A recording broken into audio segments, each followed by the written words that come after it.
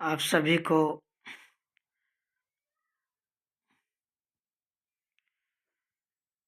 سب سے پہلے استقبال ہے اور ایک عاجزانہ درخواست بھی ہے کہ ہمارے یوٹیوب چینل کو سبسکرائب کریں، لائک کریں اور کمنٹ کریں، زیادہ سے زیادہ اپنے ساتھیوں تک اس کو شیئر کریں، جتنے بھی آپ کے دوست احباب ہیں، فرینڈ ہیں، ان تک پہنچائیں یہ کلاس۔ اب تک ہم نے جتنی چیزیں پڑھی اپنے آپ میں ایک مثال ہے، ان کی اہمیت اپنی جگہ ہے۔ جیسے اب تک ہم نے پڑھی انشائیہ کے بارے میں، خاکہ کے بارے میں، مضمون کے بارے میں پڑھی ہم نے، اور دیگر اسباق کو ہم نے جو پڑھا، ساری باتیں اپنی جگہ پر اپنی افادیت میں، اپنی اہمیت میں کسی طرح کی اس میں کمی نہیں ہے، بلکہ اپنی اہمیت اور افادیت میں بہت زیادہ آگے ہے۔ ان کی ایک اہمیت ہے، ایک افادیت بھی ہے ان کی، ہم لوگوں کی نظر میں، سب کی نظر میں۔ تو آج ہم پڑھنے جا رہے ہیں، ایک صنف ہے، اس کا نام ہے داستان۔ کیا نام ہے؟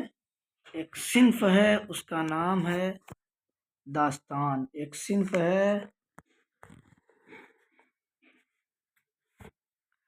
اس کا نام ہے داستان۔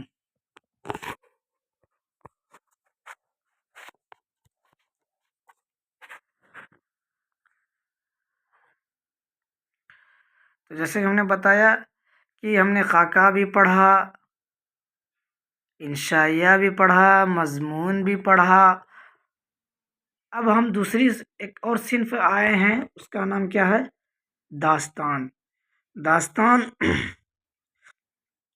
ایک بہت ہی مہتوپورن، بہت ہی اہم صنف ہے، اور اس کو ہمیں اچھی طریقے سے سمجھنا ہوگا، اور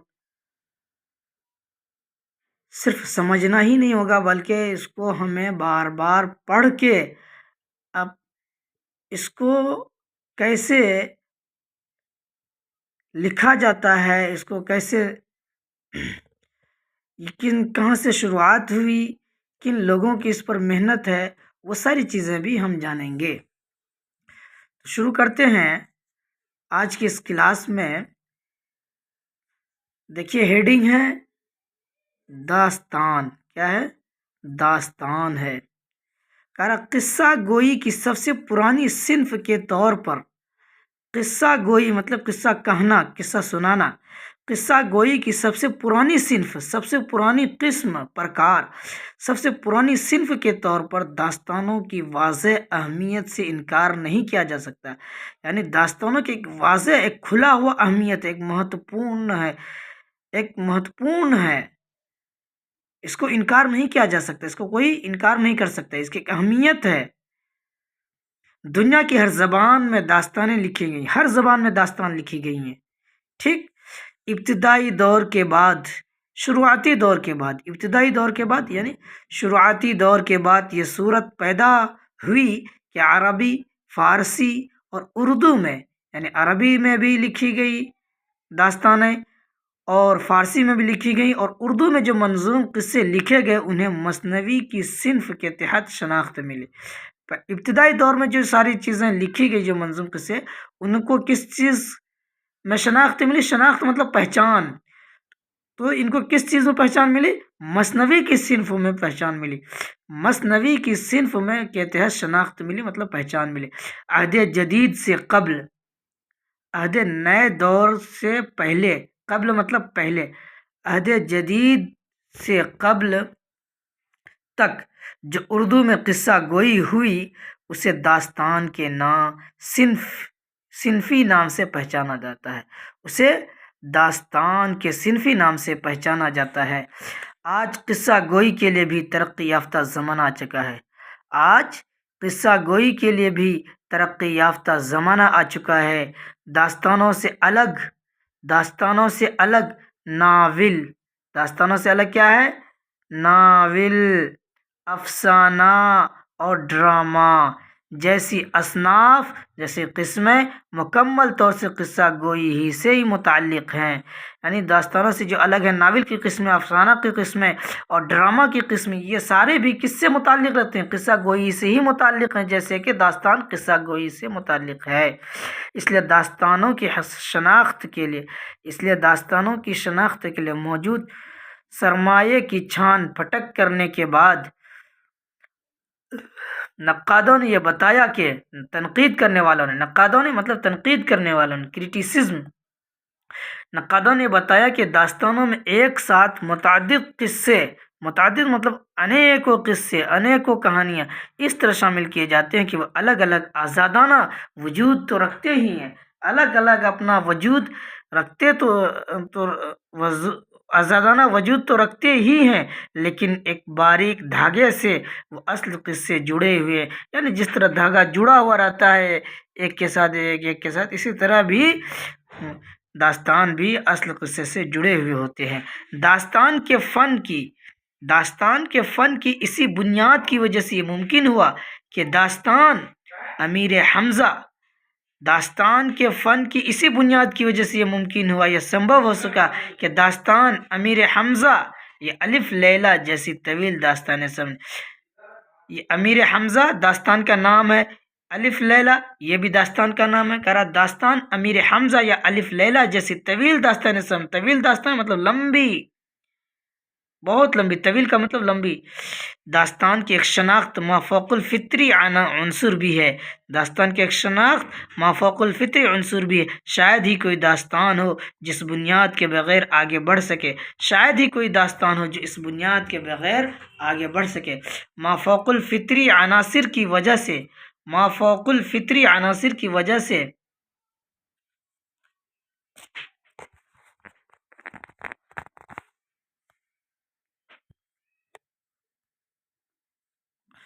مافوق الفطری عناصر کی وجہ سے داستان گو اپنی تخیلاتی قوت کا، خیالاتی قوت کا بھرپور استعمال کرتا ہے۔ داستانوں میں تہذیب و ثقافت بھی تہذیب کو ہی کہتے ہیں، کلچر جس کو بولتے ہیں، داستانوں میں تہذیب و ثقافت کی حیرت انگیز جلوہ گری ملتی ہے۔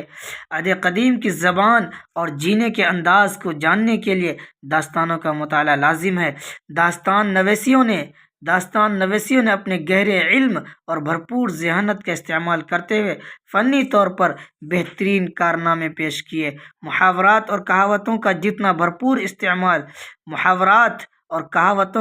بھرپور استعمال ہمارے داستان گوئیوں نے کیا، اس کی مثال دوسری اصناف میں تلاش نہیں کی جا سکتی۔ ملا وجہی کی سب رس، ملا وجہی ایک داستان گو ہیں، انہوں نے ایک کتاب لی، داستان کی کتاب ہے سب رس، کیا نام ہے؟ سب رس۔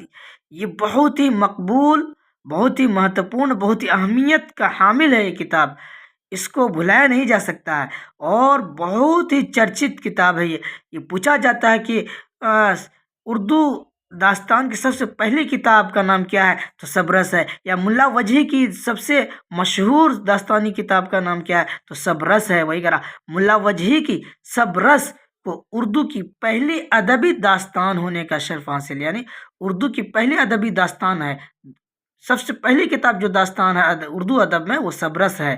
اردو ادب میں داستان کی جو کتاب ہے سب سے پہلی کتاب وہ سب رس ہے، یاد رکھیے۔ اور کس نے لکھا؟ ملا وجہی نے لکھا ہے۔ ملا وجہی کی سب رس کو اردو کی پہلی ادبی داستان ہونے کا شرف حاصل ہے۔ ان کا PDF انشاءاللہ ہم کل بھیج دیں گے۔ وجہ یہ ہے کہ آج ہم بہت زیادہ تھکے ہوئے 200 کلومیٹر چلے ہیں، جس کی وجہ سے اور طبیعت بھی ناساز ہے، پھر بھی ہم نے سوچا کہ ریکارڈڈ کلاس آپ کو بھیج دیں۔ اسے انہوں نے 1632 عیسوی مکمل کیا، 1632 عیسوی میں مکمل کیا تھا۔ شمالی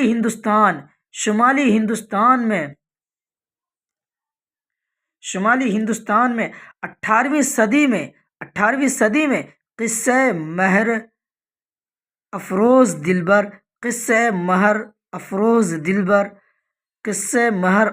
دلبر عیسوی خاں نو طرز مرصع عطا حسین خاں تحسین نے، اس نے نو طرز مرصع کی کتاب ہے، ایک کتاب کا نام، اور کس نے لکھی تھی؟ عطا حسین خاں تحسین نے لکھی تھی۔ یہ فارسی किताब तर्जुमा है। ठीक है, याद रखिएगा, भूलिएगा नहीं।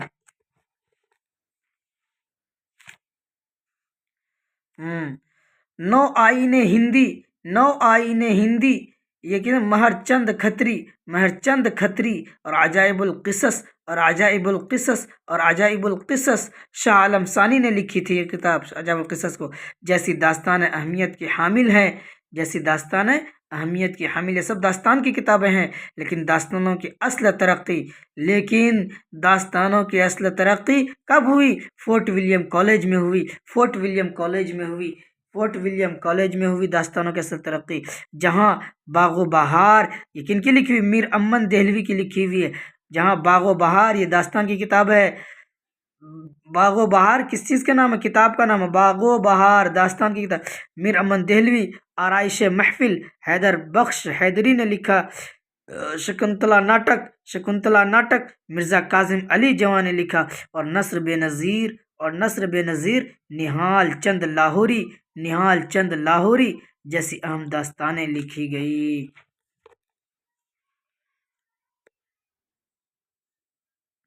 आगे चलिए। फोर्ट विलियम कॉलेज से बाहर भी दास्तानें लिखी जा रही थी। फोर्ट विलियम कॉलेज से बाहर भी दास्तानें लिखी जा रही थी।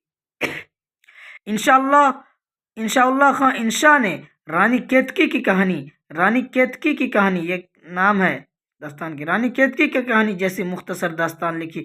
इसके अलावा क़िस्से अजाइब अज़मतुल्लाह नियाज़ देहलवी ने लिखी थी। बाग़े इश्क बेनी नारायण जहाँ ने लिखी थी। अलिफ लैला मुंशी अब्दुल करीम ने लिखी। बोस्तान ख़याल ख्वाजा अमान देहलवी क़मरुद्दीन राक़िब ने लिखी।